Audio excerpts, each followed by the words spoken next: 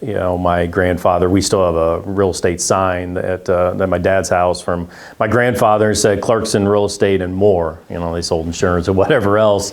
So the industry has changed greatly, obviously since the 50s, when that sign was. And then my grandfather brought the Century 21 franchise into Des Moines in the 80s.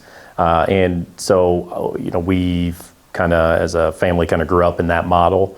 That franchise model, and as we kind of look into the future, I believe the model has changed a little bit. And even then, and even when I got into the business almost 20 years ago, it was very broker-centric, and where there's been a shift over the last 10 or 15 years to become much more agent-centric, really focused on the agent. And again, I think that's what EXP does a really good job of, is focused on the agent and help them build a better business where they can take care of their clients and meet clients' needs.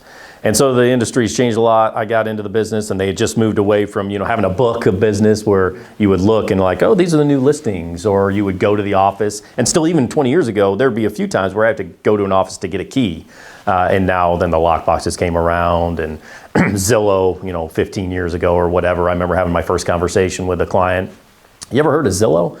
And at that point I hadn't. I'm like, well, what's Zillow? And now Zillow, the #1 real estate website, and we do tons of marketing with Zillow. And we have a partnership with Zillow that, there's 3 agents in the state of Iowa that have a partnership with Zillow the way we do. And so that's been a huge part of our business, to be able to partner with a brand like Zillow. And so it's changed quite a bit, talking to my dad, who's been in real estate for 45 years, where he looks at what we're doing and he said that wasn't even possible when he got into real estate, and even up to 15 years ago. You couldn't do business the way that our team does business now.